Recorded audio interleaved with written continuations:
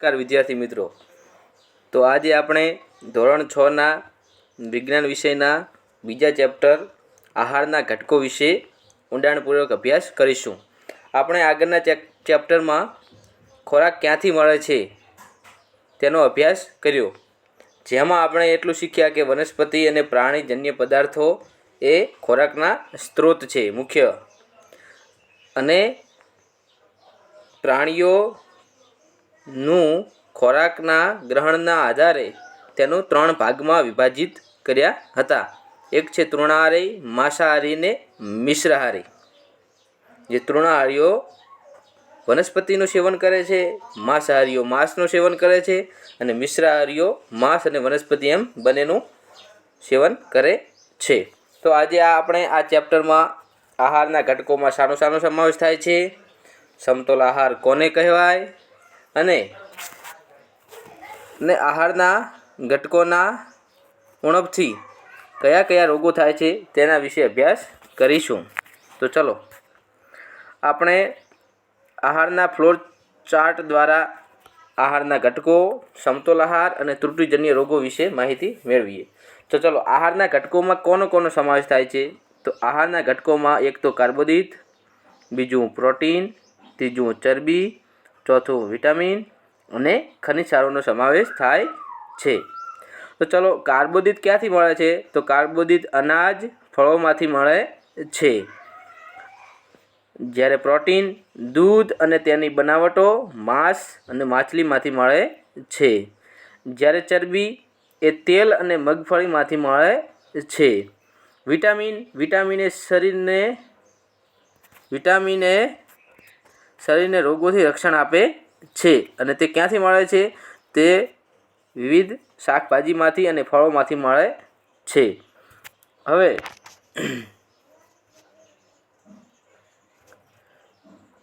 ખનિજ ક્ષારો પણ આપણને શાકભાજી, દૂધ, ઈંડા અને માછલીમાંથી મળે છે।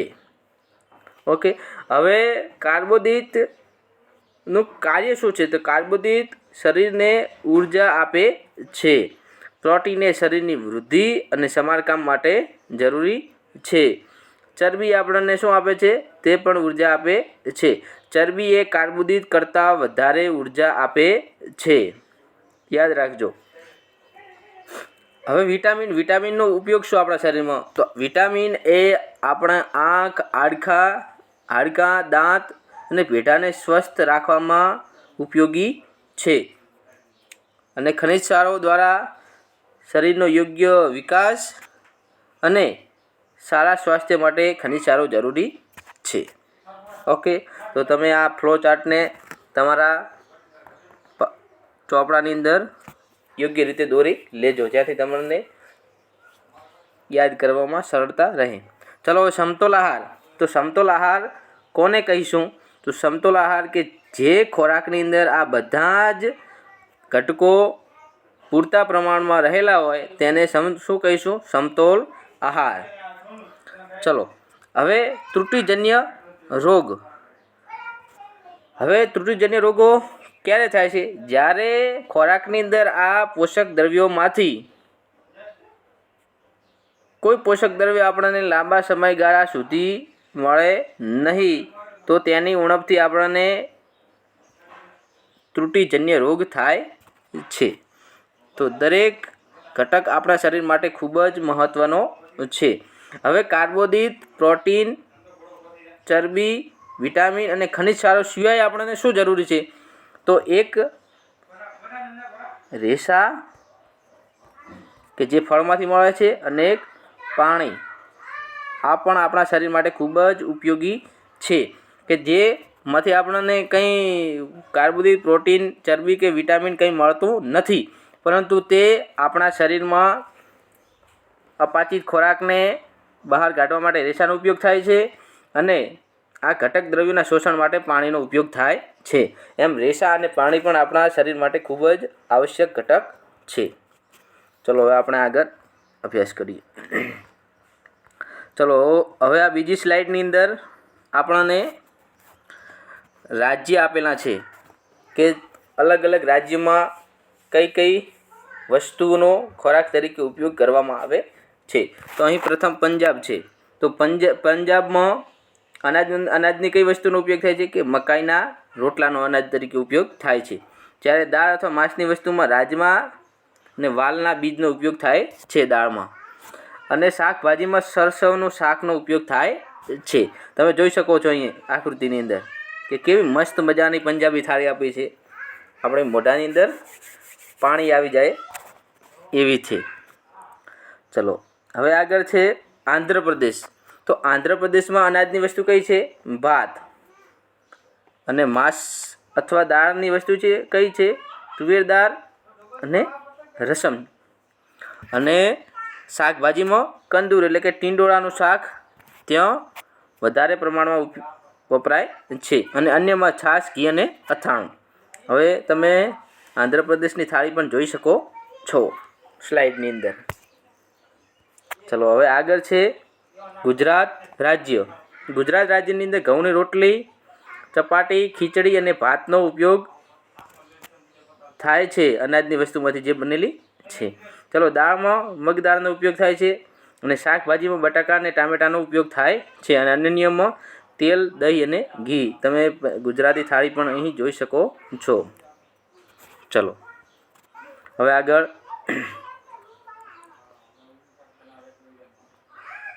ચલો અહીં વિભિન્ન પ્રકારના ખાદ્ય પદાર્થોમાં શું છે? આપણે જે ખોરાકમાં લઈએ છીએ અનાજ, ફળ, ફ્રૂટ વગેરે, તો તેમાં કયા ખાદ્ય પદાર્થો રહેલા છે તે જાણવું હોય તો તે માટે આપણે અહીં પરીક્ષણ કરવું પડશે. તો પરીક્ષણ કરવા માટે આયોડિનનું દ્રાવણ, કોપર સલ્ફેટનું દ્રાવણ, કોસ્ટિક સોડાનું દ્રાવણ અને ટેસ્ટ ટ્યુબ અને ડ્રોપરની જરૂર પડશે. ચલો તો આપણે આ વિવિધ સાધનોનો ઉપયોગ કરી અને દ્રાવણોનો ઉપયોગ કરી અને આપણે એક કસોટીઓ કરશું. તો ચલો અહીં આપણે ખાદ્ય સામગ્રી તરીકે એક કોષ્ટકની અંદર આપેલી છે. બીજામાં સ્ટાર્ચ, પ્રોટીન અને ચરબી આપેલ છે. જેમાં પરીક્ષણ કરતાં આપણને જે હાજર મળે છે ત્યાં હા લખીશું. ઓકે.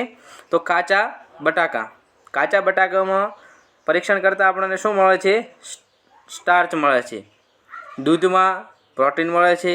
મગફળીમાં ચરબી મળે છે. ચોખાના લોટમાં પ્રોટીન મળે છે. રાંધેલા ચોખામાં સ્ટાર્ચ મળે છે. સૂકા નારિયેળમાં ચરબી મળે છે. ચણાના લોટમાં પ્રોટીન મળે છે. અને રાંધેલી દાળમાં પ્રોટીન મળે છે. આપણે પરીક્ષણ કરતાં આપણને તેમાં રહેલા ખાદ્ય પદાર્થની અંદર જે રહેલું છે તત્વો સ્ટાર્ચ, પ્રોટીન કે ચરબી તેની માહિતી મળે છે.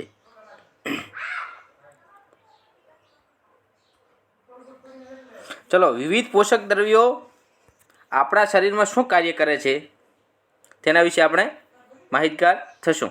ચલો કાર્બોદિતના સ્ત્રોતો અહીં કેટલાક આપેલા છે જોઈ શકો તમે. અહીં ચરબીના વનસ્પતિ સ્ત્રોતો આવેલા છે અને ચરબીના પ્રાણી સ્ત્રોતો આપેલા છે.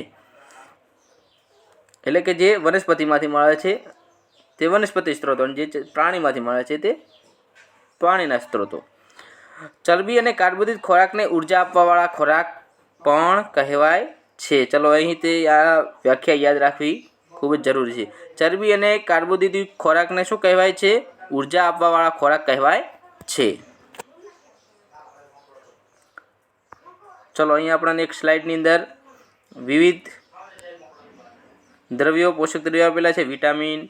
Vitamin C, vitamin A, folic acid, iron, protein. Okay.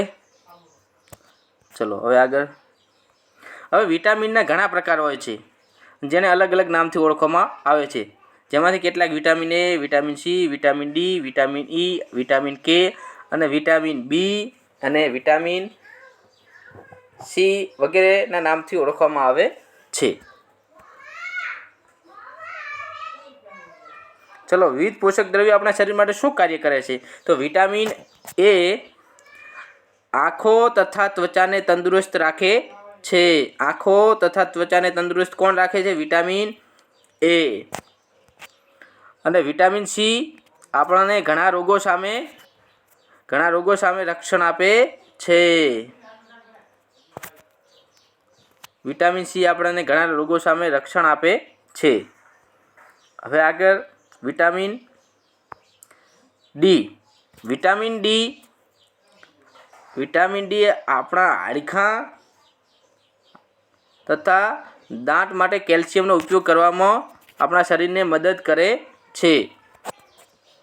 Vitamin D એ આપણા શરીરની અંદર કેલ્શિયમનો ઉપયોગ કરવામાં મદદ કરે છે. અને વિવિધ વિટામિનથી ભરપૂર ખોરાક નીચે દર્શાવેલ છે, જોઈ શકો છો તમે. અહીં વિવિધ વિટામિન આપેલા છે અને તેનો ખોરાક, કયા ખોરાકમાંથી તે વિટામિન મળે છે. ચલો, અહીં એ નોંધવું ખાસ જરૂરી છે કે આપણા શરીરમાં ખનિજ ક્ષારોની અલ્પ માત્રાની આવશ્યકતા હોય છે, પરંતુ શરીરના યોગ્ય વિકાસ માટે ખનિજ ક્ષારો ખૂબ જ આવશ્યક છે. શરીરનો જો સારો વિકાસ કરવો હોય તો ખનિજ ક્ષારો એક મહત્ત્વની ભૂમિકા ભજવે છે. હવે તેની સાથે સાથે પાચક રેશા એટલે કે વૃક્ષાંશ એ પણ ખૂબ જ અગત્યના છે, કે જે આપણા શરીરમાં રહેલ અપાચિત ખોરાકને મળ વાટે બહાર કાઢવામાં મદદ કરે છે. જે આપણા શરીરમાં અપાચિત ખોરાક રહ્યો છે, જેને મળ સ્વરૂપે બહાર કાઢવામાં પાચક રેશાઓ મદદ કરે છે. ઓકે, તો પાચક રેશા એ ખૂબ જ અગત્યની ભૂમિકા ભજવે છે. તેનું આપણા શરીરમાં કોઈ પણ પ્રકારનું પોષક તત્વ મળતું નથી, પરંતુ તે શરીરમાં જે અપાચિત ખોરાક રહ્યો છે તેને મળ સ્વરૂપે બહાર કાઢવામાં મદદ કરે છે. ચલો, વિવિધ પોષક દ્રવ્યો આપણા શરીરમાં શું કાર્ય કરે છે?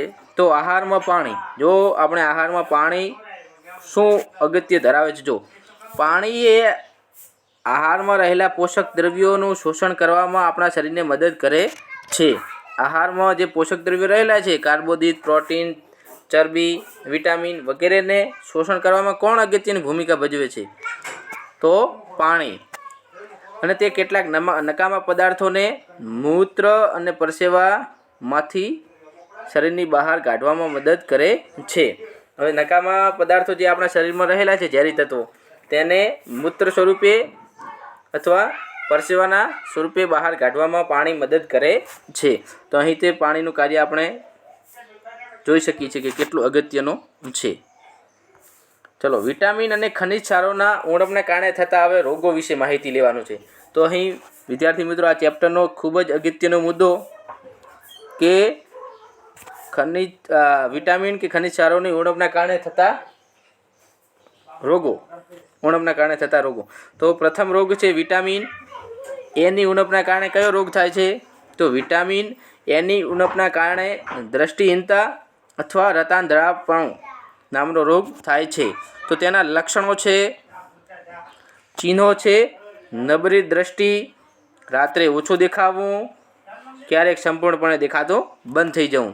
તો તમે સ્લાઇડની અંદર જોઈ શકો છો કે દ્રષ્ટિહીનતા અથવા રતાંધળાપણું થાય ત્યારે આંખો કેવી બને છે, તમે અહીં જોઈ શકો છો. તો વિદ્યાર્થી મિત્રો, આપણને આવા રોગો ના થાય તે માટે આપણે પૂરતા પોષક તત્વોવાળો આહાર ગ્રહણ કરવો જોઈએ. ચલો, હવે આગળ છે વિટામિન B1. વિટામિન B1ની ઉણપના કારણે કયો રોગ થાય છે? બેરી. અને તેના ચિહ્નો છે નબળા સ્નાયુ તથા કામ કરવા માટે ઓછી શક્તિ. ચલો, અહીં સ્લાઇડની અંદર તમે જોઈ શકો છો કે બેરી રોગના કારણે આપણા પગના સ્નાયુ કેવા નબળા થઈ જાય છે અને કામ કરવાની શક્તિ રહેતી નથી. ચલો, આગળ છે વિટામિન Cની ઉણપને કારણે થતો રોગ, જેનું નામ છે સ્કર્વી. અને તેના ચિહ્નો છે ભેટામાંથી લોહી નીકળવું અને ઘામાં રૂજ આવવામાં સમય લાગવો. રેડી? તો તમે સ્લાઇડની અંદર જોઈ શકો છો કે ભેટામાંથી કેવી રીતે લોહી નીકળે છે વિટામિન Cની ઉણપના કારણે. તો આપણે ખાટા ફળોનું સેવન કરવું જોઈએ, જેથી આપણે શરીરની અંદર વિટામિન Cની ઉણપ રહે નહીં. ચલો, હવે આગળ છે વિટામિન Dની ઉણપના કારણે થતો રોગ, જેનું નામ છે રિકેટ્સ અથવા સુક્તાન. અને તેના ચિહ્નો છે હાડકાનું નાજુક બનીને વળી જવું અથવા ભાગી જવું. અહીં તમે સ્લાઇડની અંદર જોઈ શકો છો કે રિકટેસ નામના રોગના કારણે આપણા શરીરના હાડકાં કેવી રીતે વળી જાય છે. ચલો હવે વિટામિન અથવા ખનિજ. તો કેલ્શિયમ નામના ખનિજના કારણે ઉણપના કારણે આપણાને કયો રોગ થાય છે? તો હાડકાં અને દાંતનો કોહવાટ થાય છે. કેલ્શિયમની ઉણપના કારણે આપણા શરીરની અંદર હાડકાંનો અને દાંતનો કોહવાટ થાય છે. તો તેના ચિહ્નો છે નબળા હાડકાં અને દાંતમાં સડો થવો, જે તેના નિશાની છે અથવા ચિહ્નો છે. ચલો તમે આકૃતિમાં જોઈ શકો છો સ્લાઇડની અંદર હાડકાંની નબળાઈ અને દાંતની અંદર સડો. હવે આગળ છે આયોડિન ખનિજના ઉણપના કારણે ગોઈટર નામનો રોગ થાય છે, જેને દેશી ભાષામાં ગલગંડ પણ કહે છે. તેના ચિહ્નો છે ગરદનમાં આવેલ ગ્રંથિ ફૂલી જવી, ગરદનમાં આવેલ ગ્રંથિ ફૂલી જવી અને બાળકોમાં માનસિક મંદતા. તમે અહીં સ્લાઇડની અંદર જોઈ શકો છો કે વ્યક્તિના ગળાની અંદર કેવી ગાંઠ થાય છે અને ગળું કેવું ફૂલે છે. તમે તમારા આજુબાજુમાં કોઈકને આવો રોગ વિશે તમે જોયું હશે તો સાંભળ્યું હશે કે ગળું સૂજી જાય છે. ઓકે, તો હવે આગળ વિટામિન આયર્ન ખનિજના ઉણપના કારણે કયો રોગ થાય છે? એનિમિયા, જેનું નામ છે એનિમિયા. અહીં આયર્નના ઉણપના કારણે એટલે કે લોહ તત્વના ઉણપના કારણે એનિમિયા, અને તેને દેશી ભાષામાં પાંડુ રોગ કહે છે, જેના ચિહ્નો છે શરીરની અંદર ખૂબ જ નબળાઈ. તમે જોઈ શકો છો કે હાથ સફેદ થઈ જાય છે, વ્હાઇટ થઈ જાય છે, જે શરીરની અંદર આયર્નની કમી દર્શાવે છે. ચલો વિદ્યાર્થી મિત્રો, તો આપણે આ રોગો વિશે માહિતી મેળવી લીધી. હવે અહીં તમે સ્લાઇડની અંદર જોઈ શકો છો કે પ્રોટીન, ખનિજ ક્ષારો, ચરબી, કાર્બોદિત અને વિટામિનો શામાંથી મળે છે? ચલો પ્રોટીન દાળોમાંથી મળે છે, ખનિજ ક્ષારો શાકભાજી અને મસાલામાંથી મળે છે, ચરબી એ દૂધ, દહીં, છાશ, ઘી, પનીરમાંથી મળે છે, કાર્બોદિત એ વિવિધ પ્રકારના અનાજમાંથી મળે છે અને વિટામિનો ફળોમાંથી મળે છે. ચલો હવે અહીં સ્લાઇડની અંદર જોઈ શકો છો અનાજમાંથી રોટલી અને ભાત બને છે, કઠોળમાંથી દાળ બને છે અને શાકભાજીમાંથી રીંગણનું શાક બને છે, સાંભર, ભીંડાનું શાક બને છે. ચલો હવે ખોરાકના મુખ્ય પ્રકારો અહીં આપણે જોઈ શકીએ છીએ કાર્બોદિત, ચરબી, પ્રોટીન અને વિટામિન શામાંથી મળે છે. તમે આ સ્લાઇડને યોગ્ય રીતે તમે જોઈ લેજો બારીકાઈથી, કે જેમને તમને ખ્યાલ આવે કે આમાંથી આપણને આ પોષક તત્વો મળે છે. ચલો ખોરાકના મુખ્ય પ્રકારો કયા છે? તો શક્તિ આપનાર ખોરાક, જે શક્તિ આપનાર ખોરાકની અંદર ચરબી અને કાર્બોદિતનો સમાવેશ થાય છે. જે ખોરાકમાંથી આપણને પોષક દ્રવ્ય સ્વરૂપે કાર્બોદિત અને ચરબી મળે છે તે શક્તિ આપનાર ખોરાક છે. જ્યારે શરીરનું બંધારણ ઘડનાર ખોરાકમાં શેનો સમાવેશ થાય છે? પ્રોટીનનો. જે ખોરાકમાંથી આપણને પ્રોટીન મળે છે તે શરીરનું બંધારણ ઘડનાર છે. અને નિયામકી અને રક્ષણ આપનાર ખોરાક, જેમાં વિટામિન અને ખનિજ ક્ષારોનો સમાવેશ થાય છે. ઓકે, તો તેના મુખ્ય પ્રકાર આવા છે, જોઈ શકો છો તમે અહીં સ્લાઇડની અંદર પણ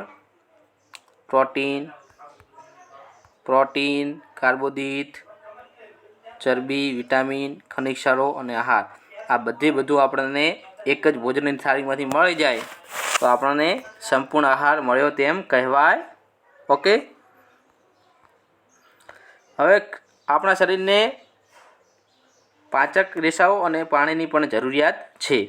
તેની સાથે સાથે આહારમાં આપણે બધાએ કાર્બોદિત, પ્રોટીન, ચરબી, વિટામિન અને ખનિજ ક્ષારો તો મળે, તેની સાથે સાથે પાચક રેસાઓ અને પાણીની પણ ખૂબ જ આવશ્યકતા છે. આપણે આગળ જોઈ ચૂક્યા છીએ. ચલો પોષક દ્રવ્યોમાં કાર્બોદિત, પ્રોટીન અને ચરબીનું પરીક્ષણ કરવું સરળ છે. આપણે આની કસોટી કરવી સરળ છે, પરંતુ વિટામિન અને ખનિજ ક્ષારોની કસોટી કરવી અઘરી છે. ઓકે, હવે વિટામિનો વિશે અભ્યાસ કરીશું કે વિટામિનો એ, ડી, ઈ અને કે જેવા ચરબી દ્રાવ્ય વિટામિનો અભિશોષણ માટે ચરબી જરૂરી છે. આ વિટામિનો એ, ડી, ઈ અને કેને શોષણ માટે ચરબી ખૂબ જ આવશ્યક છે, કારણ કે તે ચરબીની અંદર દ્રાવ્ય છે. ચલો, વિટામિનોના દ્રાવ્યતાના આધારે બે પ્રકાર છે. જલદ્રાવ્ય એટલે કે પાણીમાં જે દ્રાવ્ય છે તે વિટામિન, અને ચરબીમાં દ્રાવ્ય વિટામિન. કે જે પાણીમાં દ્રાવ્ય થાય છે તે વિટામિન છે બી અને સી, અને જ્યારે ચરબીમાં દ્રાવ્ય એટલે કે તેલી પદાર્થોમાં દ્રાવ્ય થાય છે તેનું નામ છે એ, ડી, ઈ અને કે. વિદ્યાર્થી મિત્રો, અહીં ખાસ યાદ રાખજો કે વિટામિનો કયા કયા પાણીમાં દ્રાવ્ય છે અને કયા કયા ચરબીમાં દ્રાવ્ય છે. ચલો, હવે અહીં ચેપ્ટરની આપણે પૂર્ણાવૃત્તિ કરવા જઈ રહ્યા છીએ. તો આપણને છેલ્લે હવે સમતોલ આહાર કોને કહીશું? તો જે આહારમાં આ બધા જ પોષક દ્રવ્યો પૂરતી માત્રામાં હશે તે આહારને આપણે સમતોલ આહાર કહીશું. જે ભોજનની થાળીની અંદર પૂરતા પ્રમાણમાં પોષક દ્રવ્યો રહેલા છે, કાર્બોદિત, પ્રોટીન, ચરબી, વિટામિન અને ખનિજ ક્ષાર, તેને શું કહીશું? સમતોલ આહાર. ચલો વિદ્યાર્થી મિત્રો, તો હવે આપણે ચેપ્ટર અહીં પૂર્ણ જાહેર થાય છે. હવે આપણે અહીં યાદ રાખવા જેવા કેટલાક મહત્ત્વના મુદ્દાઓ, કેટલાક પ્રશ્નો અને કેટલીક વ્યાખ્યાઓ વિશે માહિતી મેળવીશું. ચલો,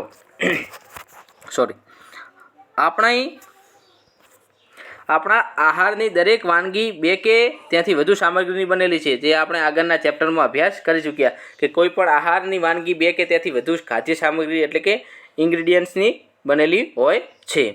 આપણા આહારમાં શરીર માટે જરૂરી કેટલાક આવશ્યક ઘટકો છે, જેને આપણે પોષક દ્રવ્યો કહીએ છીએ. આપણા શરીર માટે જરૂરી આવશ્યક ઘટકોને શું કહીએ છીએ? પોષક દ્રવ્યો. હવે આહારના પોષક દ્રવ્યોને આહારના ઘટકો પણ કહે છે. આહારમાં મુખ્ય પોષક દ્રવ્યો કયા કયા છે? તો મુખ્ય પોષક દ્રવ્યો કાર્બોદિત, પ્રોટીન, ચરબી, વિટામિન, ખનિજ ક્ષારો છે. આ ઉપરાંત પાચક રેસા અને પાણીનો પણ સમાવેશ થાય છે, જે શરીરને ઉપયોગી છે. જે પાચક રેસાઓ વૃક્ષાંશના નામે પણ ઓળખાય છે. ઓકે, હવે કાર્બોદિત, પ્રોટીન અને ચરબી આપેલ ખાદ્ય પદાર્થમાં છે કે નહીં તેની ખાસ પ્રકારની કસોટીઓ દ્વારા આપણે ચકાસણી કરી શકીએ છીએ, જે આપણે આગળની સ્લાઇડની અંદર તેની કસોટીઓ વિશે અભ્યાસ કરીશું કે કેવી રીતે આપણે તેની ચકાસણી કરી શકીએ છીએ. આહારના પોષક દ્રવ્યો જે ખાદ્ય પદાર્થમાંથી મળે છે તે ખાદ્ય પદાર્થને તે પોષક દ્રવ્યોના સ્ત્રોત કહેવાય છે.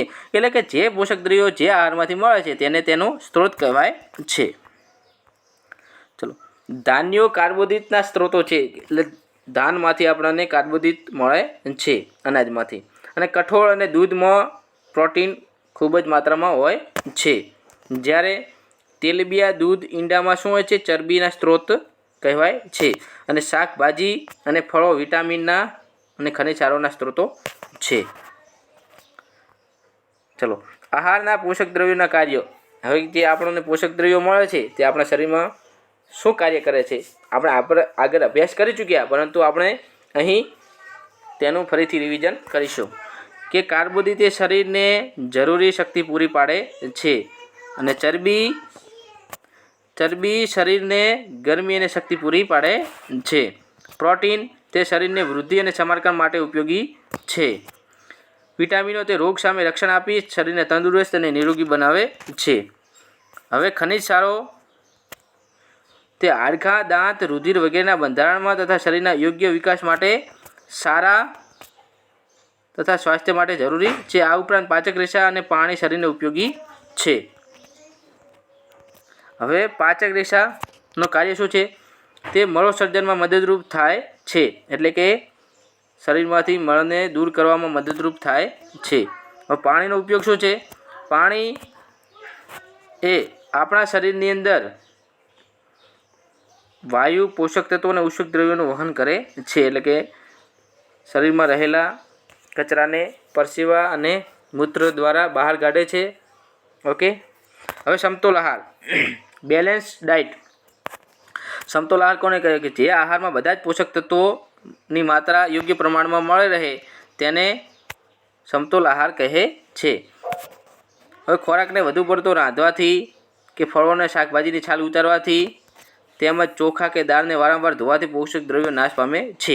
ત્યાંથી આપણે તેનો યોગ્ય રીતે ઉપયોગ કરવો જોઈએ. ભોજનમાં ચરબી વધુ માત્રા આપણને મેદસ્વીતા એટલે કે ઓબેસિટી એટલે કે જાડાપણું બનવાનું કારણ બને છે.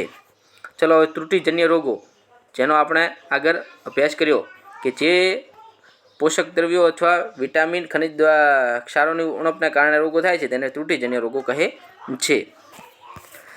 હવે વિટામિનોની ઉણપથી ઘણા બધા રોગો આપણે વિશે જોયું કે વિટામિન એની ઉણપથી રતાંધળાપણું, વિટામિન બીથી બેરી, સીથી સ્કર્વી અને ડીથી સુક્તાન નામનો રોગ થાય છે. જ્યારે ખનિજ ક્ષારોની ઉણપથી, આયોડિનની ઉણપથી ગોઈટર અને આયર્નની ઉણપથી પાંડુરંગ થાય છે. ચલો અહીં હવે તફાવત આપેલા છે, એ તફાવતને તમે યોગ્ય રીતે સમજી શકો. ચલો કાર્બોદિત અને એક બાજુ છે ચરબી.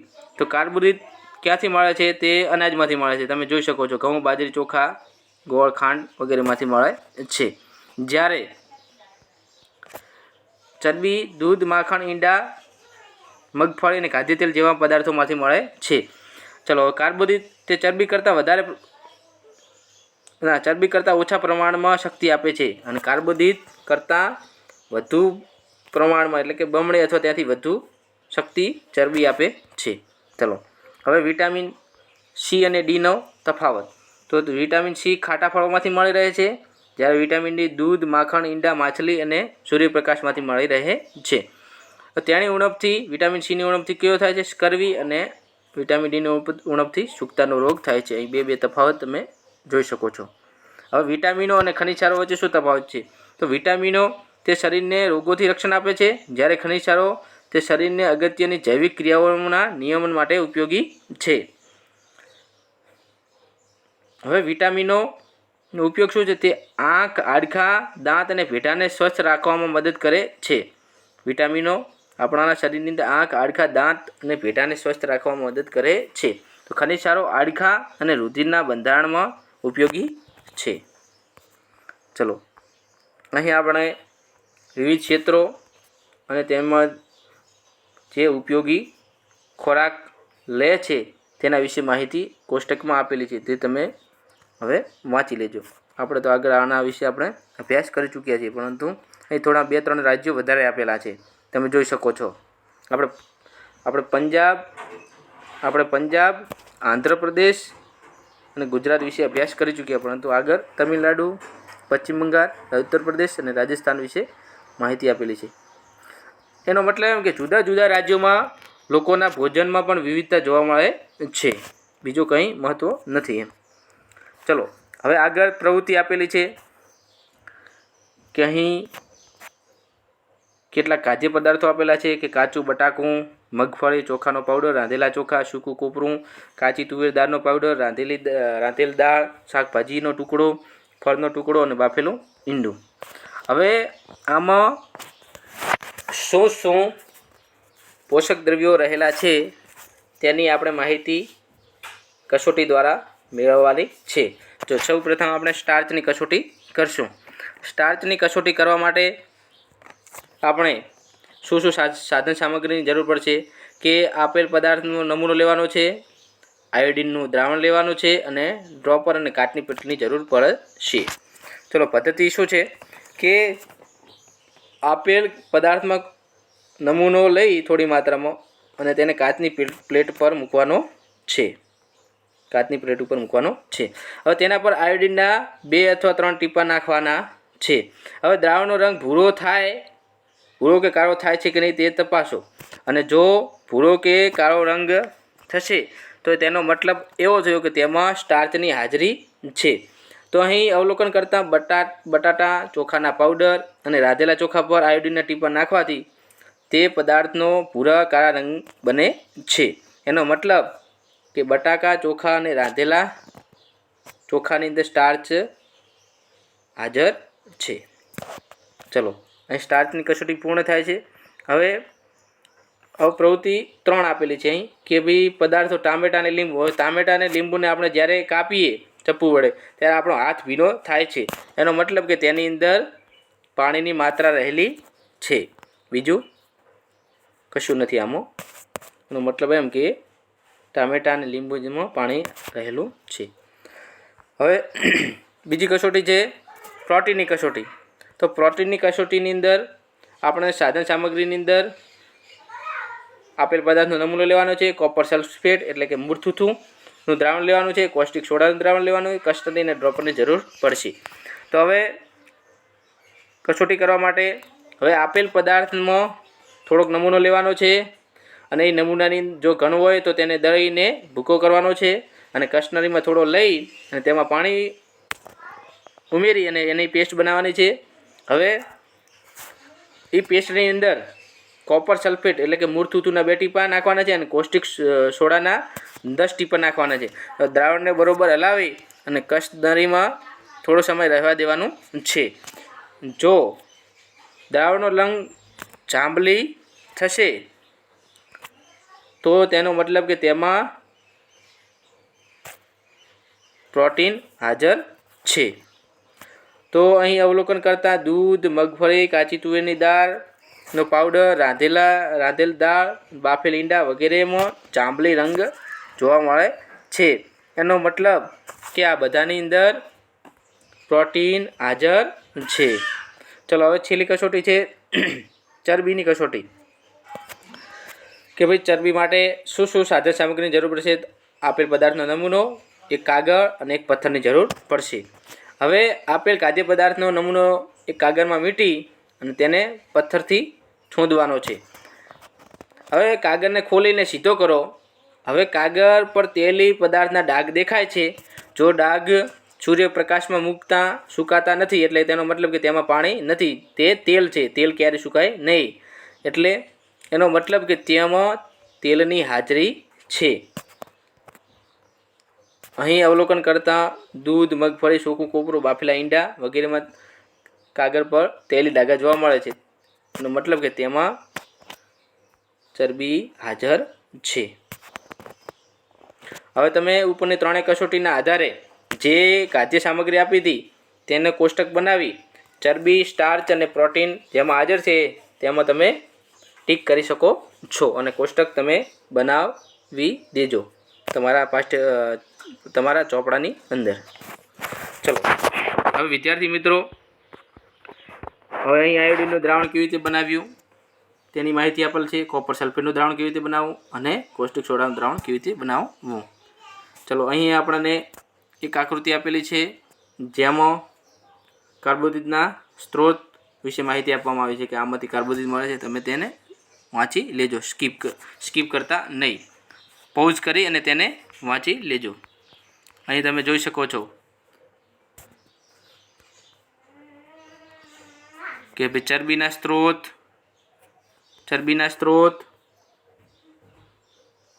એટલે કે જે વનસ્પતિમાંથી જે ચરબી મળે છે એના સ્ત્રોત અને પ્રાણીમાંથી ચરબી મળે છે તેના સ્ત્રોત, અને પ્રોટીનના સ્ત્રોત કે જે વનસ્પતિમાંથી મળે છે અને જે પ્રાણીમાંથી જે પ્રોટીન મળે છે તેના સ્ત્રોતો વિશે માહિતી આપેલી છે. ઓકે, વિટામિનોની માહિતી આપેલી છે અહીં, વિટામિન સીની, વિટામિન ડીની અને વિટામિન એની અને વિટામિન બીની અહીં માહિતી આપેલી છે. તમે તેને યોગ્ય રીતે અભ્યાસ કરી લેજો. ઓકે, હવે આગળ તમને એક કોષ્ટક આપેલું છે જે કોષ્ટકની અંદર ત્રુટિજન્ય રોગો વિશે માહિતી આપવામાં આવી છે. Vitamin A, B, C, D, calcium, iodine, iron જે આપણે અભ્યાસ કરી ચૂક્યા છીએ. ઓકે વિદ્યાર્થી મિત્રો, તો તમને આ ચેપ્ટરની અંદર પૂરેપૂરી માહિતી મળી ગઈ છે. જો વિદ્યાર્થી તમને કોઈ મૂંઝવતો પ્રશ્ન હોય તો તમે કોમેન્ટ બોક્સમાં કોમેન્ટ કરી શકો છો. તેમનો તમને જવાબ ચોક્કસ મળશે. અસ્તુ.